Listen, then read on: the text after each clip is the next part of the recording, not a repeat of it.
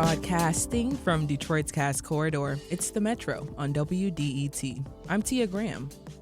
This hour, we learn a little bit more about an art form that was once king, and now it's looking to the next generation to preserve its roots. We'll dive into the history of organ music. Then, how much does it cost to enrich the minds of young people with the arts? Some people say it's priceless, yet there is a figure on it. An MSU educator will explain the true cost of defunding the arts. However, we start with two men who are actively preserving history. For over 30 years, silent films were a major attraction at American theaters. The movies relied on visual storytelling techniques and live musical accompaniment by a piano or organ player rather than dialogue. They were one of the more elite forms of entertainment. But in the 1920s, talkies were born, which made silent films for the average moviegoer obsolete. But despite that, the techniques that shaped the genre inspired the visual and compositional work of talkie films since that time. Dennis Scott is a longtime theater organist who has worked to preserve the art form. And this weekend, Scott will host a hands-on workshop at Senate Theater for anyone interested in learning the art form. Dennis joins us now along with historian and organist John Lauter, who has played the organ for the Redford Theater for 50 years. They are here to discuss the significance of silent films, the music, and how we continue to preserve the art form. Dennis and John, welcome to the Metro. Thank you very much. We're going to be at the Senate Theater. I'll be there Saturday accompanying Sunrise, the 1927 masterpiece, with Janet Gaynor and George Brent. So we want to jump into things with John first as I have you sitting across from me. I'd like to talk about silent films themselves. Can you briefly break down the silent films era? How did they become so popular?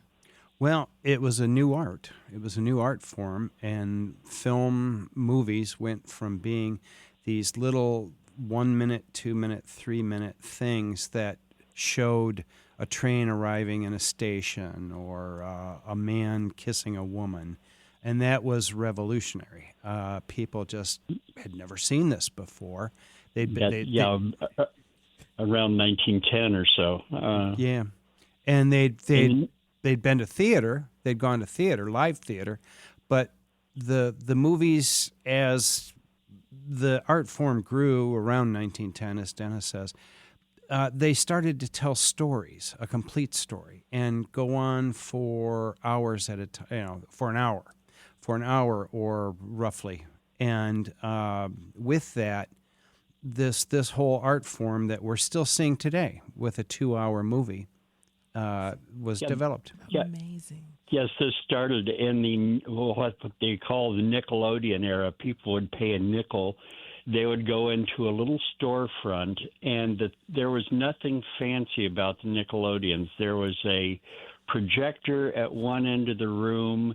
There was a screen, which could be not much more than a sheet that had been stretched, so that you just stretch the wrinkles out of the sheet. And they would project these very quaint images on the screen. And it was such a novelty because people had never seen something like that. But as John said, the stories got longer, and by the beginning or by the middle of World War I, people wanted more, and they started building larger theaters, which eventually ended up in huge movie palaces. Like in Detroit, you'd have the Fox and the Fisher, and there were beautiful movie palaces like this all over Detroit, all over Chicago. It's amazing to think about the Fox showing silent films and having someone there right there with an organ just accompanying what we're seeing. I think that's just fascinating to think about, and just the beautiful architecture that the Fox already has. I'm just thinking about the Fox for right now, but I can only imagine just what that felt like sitting in those seats and watching it in that moment. I mean, Absolutely priceless. John, would it be fair to suggest that silent films in some ways rely more on the physical nature of the actor's performance and it forces viewers to pay more attention? Oh yeah, yeah. It's a visual medium, and the acting can today seem a little corny or a little overdone, but that was the only method they had to transmit ideas like I'm in love with this girl, I detest this man, things like that, So and it was very melodramatic as well, because the screens, as John would, well, you won't remember. You're younger than I am, and I don't remember it either because we were both born after the era. But we've both studied this era, and the screens were actually not that large in the big movie palaces. They would have elaborate sets built around the screens. And the screens were fairly small, especially in the larger theaters, and square. So the acting had to be way over the top, so people in the back row could tell what was going on. So that's why some of these some scenes in early movies are exaggerated. Now, as they got later into the 1920s, films became more sophisticated, and so you would see the same quality of acting and cinematography, like we'll see at the Senate on Saturday when we do Sunrise. It was German Expressionism that was directed by F.W. Murnau, and the cinematography is unbelievably creative, and it's a joy to see on the big screen. Dennis, music has always been a part of the silent film experience, as we're talking, of course, about it right now. Could you talk about the role it plays in these movies? Well, as John and I both say, silent films were never really silent because there was always something to accompany a film. In the Nickelodeon era, it could be an automatic music machine, and they just started the music, so there would be something playing. And then some of the theaters, some of the Nickelodeons had piano players who would play various themes. And then when they started building the larger movie palaces, they had orchestra pits, and they would have several musicians in the pit. Well, that became a very expensive proposition to hire all those musicians. So they came up with the idea of a pipe organ, and the theater organ was born because the theater organ was voiced unlike a church organ in that they had orchestral sounds like clarinets, tubas, trumpets, things like that, and even pipes that sound like strings. So, and a voice in the theater organ called the vox humana, which was supposed to imitate the human voice. I'm not sure how accurate that was, but it's a very nice sound anyway when used correctly. So all these different sounds. So they, in fact, the first some of the early Wurlitzer theater pipe organs were called unit orchestras, and they were hated by musicians everywhere because they put so many others out of work. But that's what they started putting in theaters, and there were several large companies around the country that built pipe organs. So they were in nearly every city, and every town of any size had a pipe organ in one or two or more theaters. That's amazing. Yeah, John, that's amazing. It was the technology of the time. Yeah. Now, a lot of us grew up seeing silent movies on PBS accompanied by piano. And that would be true in that small storefront Nickelodeon like Dennis described. But when you get into a theater the size of the Fox Theater, the Capitol, what is now the Opera House, even a theater the size of the Redford, one piano gets lost in the sauce because there was no electronic amplification back then. So the pipe organ was the thing that could fill a room, and the business aspect of it wasn't lost, as Dennis described. One musician's salary versus 20. Exactly. I mean, and you have been hinting at it quite a bit, John, but technology and how technology was changing. We often think about technology and we think about it in the way we use technology today. But that new invention of putting that pipe organ within a theater itself, like you said, that technology got rid of so many jobs and so many positions for musicians at that moment. And there was a whole new era that was coming into play at that moment. And for folks who are interested or may not know, Nickelodeon is a nickel theater, as we just heard Dennis say. Shows were 5 cents or, about that price, but I think about the Henry Ford Museum, who still has a replica of a Nickelodeon theater. And I used to sit there. I went to school there, and I would often, sorry to the teachers and my parents, I would sneak out and sit there and watch some of those films. So I definitely found a love for silent films thanks to the Henry Ford Museum. But earlier, I asked about how silent films force viewers to pay closer attention. Given we are in a very fast-paced world, everything's happening so fast all of the time. John, how would you convince people in a society where everything is fast-paced that removing the dialogue is worth it, is worth sitting through? It's a different form of storytelling. And, filmmaking is storytelling. It's a different form of storytelling. And as much as people stare at their phones and read, you have to read at a silent film. The dialogue that is important is on a title, what they call a title card, and it's "No, you may not take her," something like that. And it's an experience that goes by effortlessly. It doesn't seem strange. It doesn't seem, this is so odd and antiquated. I mean, it's an art form that draws you in soon and captures your attention throughout the whole movie. Dennis, similar question to you. We're living in such a fast-paced world. When we remove that dialogue and we have to sit with it and actually being in that moment, is it worth it for folks?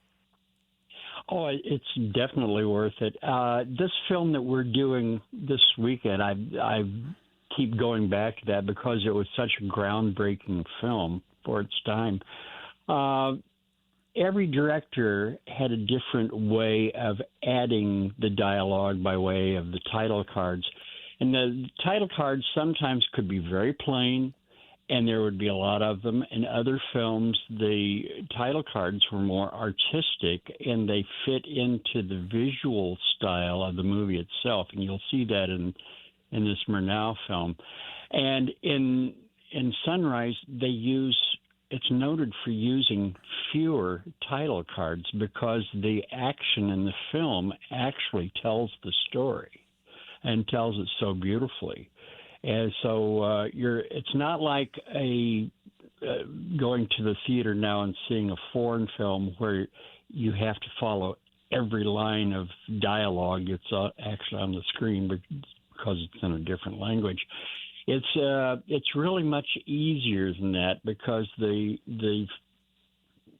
cinematography is telling the story, and there will occasionally be an important line that you have to understand. So they will put the title card there with and sometimes it's not even dialogue. It's an explanatory title card that tells you basically what's happening in this scene or the next scene coming up, or what just happened in the past scene.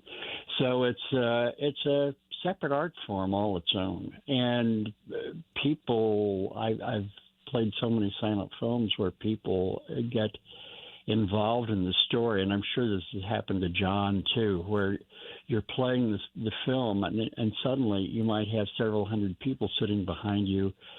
And it gets very quiet because they're so involved in what's on screen. They just, it's an experience like none other. Or they're cheering.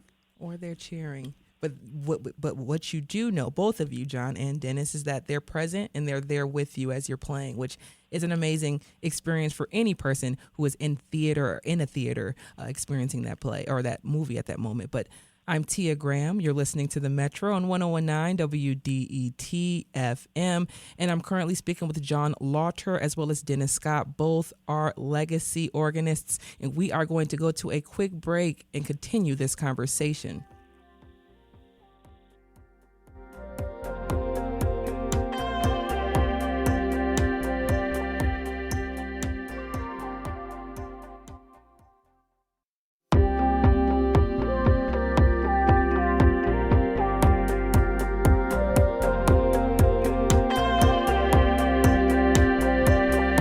This is The Metro on WDET. I'm Tia Graham. Silent films, for many, may seem like a relic of the past, but the Redford Theater is challenging that. By bringing in guest organ players, the theater is keeping the experience fresh and new. Not only is the Redford Theater doing it, but the Senate Theater is doing it as well. Joining me now to discuss this programming is John Lauter and Dennis Scott. Lauter has been preserving the Redford Theater's musical tradition for 50 years, and Dennis Scott will accompany the silent film Sunrise this weekend at the Senate Theater. That's happening Saturday as well, Sunday. Scott will also have a hands-on session for anyone who wants to learn how to play the organ. That is Sunday at the Senate Theater at 1 p.m., still joined by John and Dennis. Now, Dennis, I want to play a couple of clips of you playing the organ for a film. I want listeners to really hear the difference between the two clips. This first one is like the opening scene of the film. A train pulls into the station right as we are about to meet the character in the movie.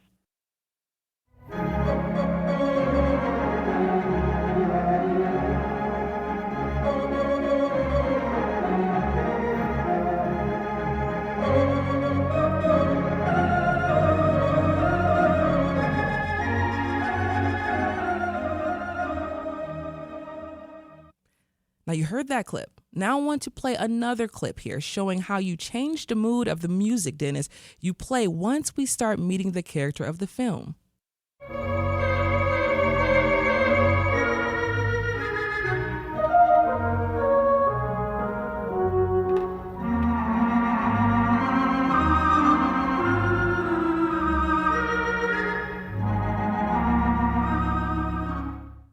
Now, Dennis, here you are improvising. You're riffing. You are not reading a music score. Explain your approach and how you determine what to play.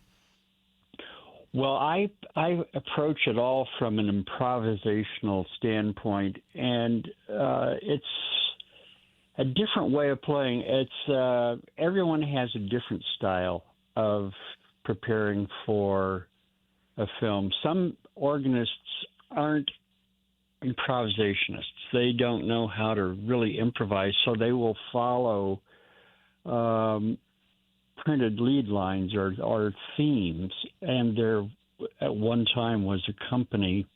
There were several companies that provided lead sheets, and with different titles like Pathos or Joy or Indian Sadness. War Dance. Really? Indian War Dance is right. Yeah, I think John's played a few of those. Yeah.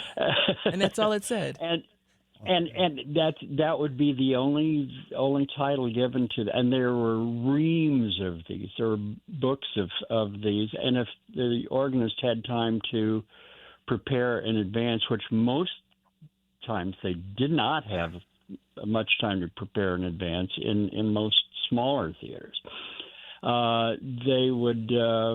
they would compile some of these lead sheets so they could read those, and then they would, if they were able to improvise, they could, if they finished the music on the lead sheet and there was still some action going on in that particular scene, they could improvise to the end and then go on to the next scene where they might have a different theme.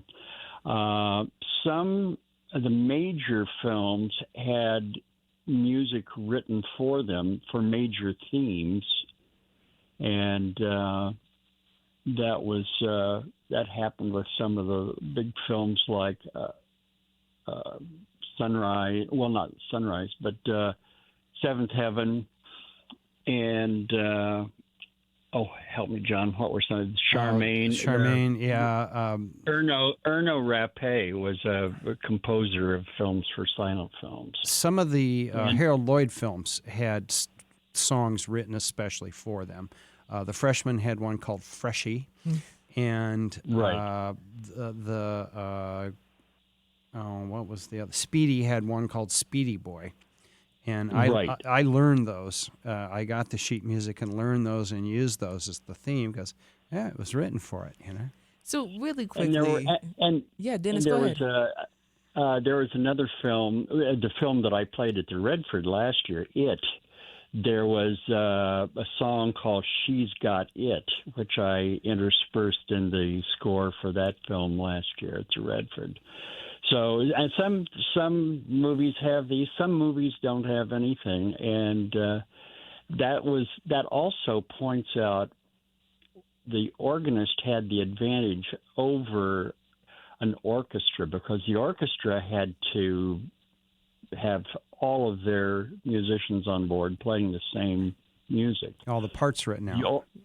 With all the parts written out. And the organist can work by, I always tell people that my sheet music is on the screen because I watch the action and I try musically to follow that action because I rely on improvisation. Now, John, jumping in now, is it similar for you? Are you also improvising? Yeah, I'm an improviser more than I can read music. I can't sight read 300 pages of which a bespoke score like Metropolis has a bespoke score that was written for it that it's online. You can download it online. That's kind of beyond my capability, and I kind of follow pages. Yeah, I follow a you do you approach. Like do what you do well, do what you do naturally. Yeah. And I come from a tradition of having watched some great practitioners of that art in the 70s when they were 60-some-year-old men, roughly the age I am now. And they would come around to Detroit. We would import them into Detroit to play for these silent films. And these were first-generation people who did it as young people in the 20s. And then they went into radio because the job ended in 1929. And they went into radio and some went into school teaching, some went into radio, television later. And when the silent film resurgence happened, they were tapped, and they said, "Oh yeah, I know how to do that. I did that. I did that when I was 21." And they kind of told us how it was done in the 20s. And Dennis and I are preserving that style, original style of characters having themes. And this goes back to opera. When the movies came out, this was all new, and they needed music, and there was no standard of or anything saying this is what music needs to be for a movie, but there was this standard from opera of this is how music tells a story, and this is how music describes a character. And there was a thing that was developed in opera. I mean, Wagner's lousy with it, but they call the Leitmotif school, and where characters have a theme, and that theme describes who they are as a person. So even if you don't see them on screen, if you've already know the character and your mind has already associated that theme that is being played with that character, when they're not on the screen, it's somebody's talking about, two people are talking about them, and they hear that, they see that person. And this is still used today. Yes. John Williams, the great John Williams, I use the Imperial War March theme, that dun, dun, da, da. That is the perfect leitmotif. I use that to describe to students what that is. And that, I mean, I was going to give out so many other ones as well because I think about Marvel films. I love Marvel films, and they have those for certain characters like Captain America or even Spider-Man. Right. You know when you hear that theme music, Captain America's Not Far Away. I love that right. so much. Mm-hmm. But every director is different. Every film is different because, and I know John has experienced this too. With some directors, you will see scenes that have a beginning, a middle, and an end, and you can follow those musically so easily. There are other films where they're switching back and forth between one theme and another theme and another theme and another theme. And to try to employ those techniques when you have a film that's really chopped up, it's sometimes it becomes more of a challenge. It depends on the director and the person editing the film, because if you have two conflicting things switching back and forth, you have to decide which of those scenes, which mood is the more dominant, and you have to follow that. And then when this other scene comes on, you have to sort of ignore it and keep with the theme of the more dominant element that moves the story forward. So it becomes sometimes, and of course, sometimes we have to play these films cold, so we get surprised all the time. Dennis, I'm just going to jump in really quickly, because sometimes when you're doing this job as well, you got to jump in cold with the script, and you don't know what's going to come out of there. But it comes out, it works. It works in the long run. But we're listening to The Metro right now on 1019 WDET. I'm Tia Graham. My guests are organist John Lauter and Dennis Scott.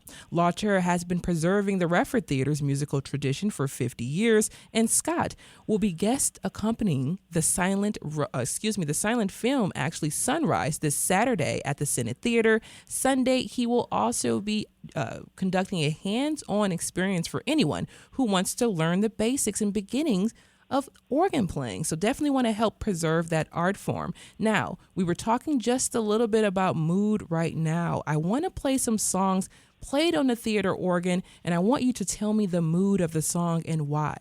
Sounds good? All right. All right. So, Dennis, we're going to start with you here. Here's Stardust by Gaylord Carter.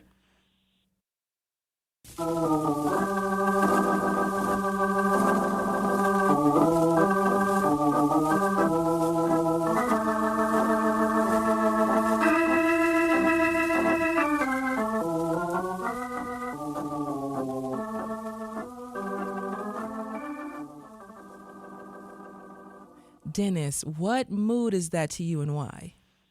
Well, it's a very sentimental song. It's one that's been played by, I was going to say by everybody, by so many people. And now, their brother. That was not, yeah, and his brother, yeah, and the drunk down at the end of the bar. But these songs were played. That was played not on a theater pipe organ. That was played on a Hammond organ, which has a sound all of its own. But that's a very sentimental tune. And speaking of Gaylord Carter, he was Harold Lloyd's chosen organist because they knew each other in California. And Gaylord traveled occasionally with Lloyd. And one time, Gaylord played a tune, a comedy tune in the middle of the film. And after the film was over, Lloyd walked up to him and said, "Gaylord, I'll do the jokes." So he had just slightly overstepped his bounds, by giving. It was during that famous scene in Safety Last where Harold Lloyd is hanging off the clock, and Gaylord decided to play Time on My Hands. So, John, I'm sorry, Dennis. We're getting down to the wire here for the conversation, so I definitely want to jump to John really quickly and ask him a similar question about a track that we have here. It's Tico Tico by Gaylord Carter.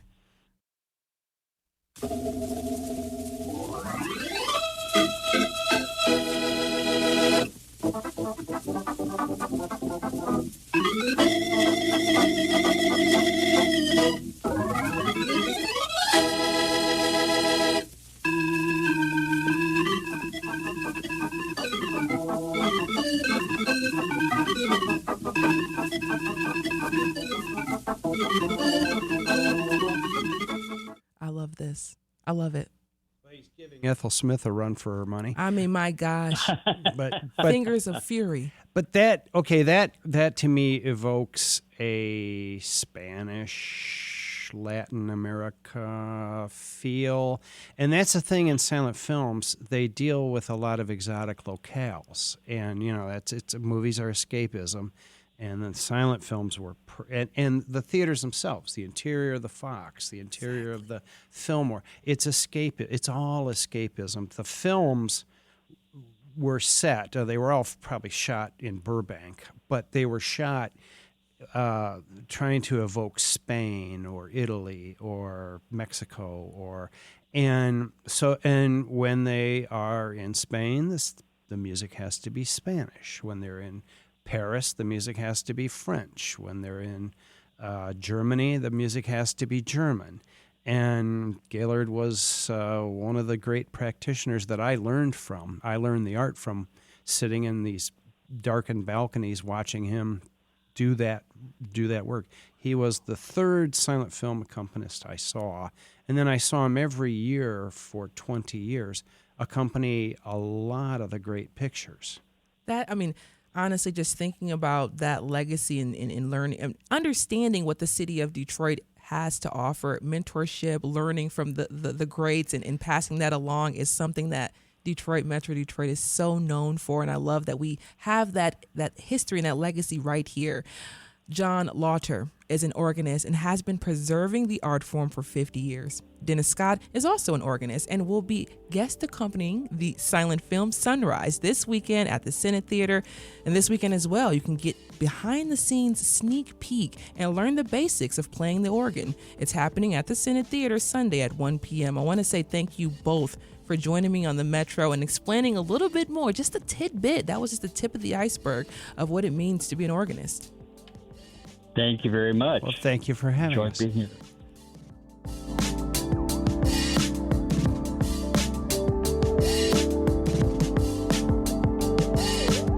Coming up, I speak with Michigan's 2025 Museum Educator of the Year about why arts education and funding for it is essential for student success. You all stay right there. This is the Metro.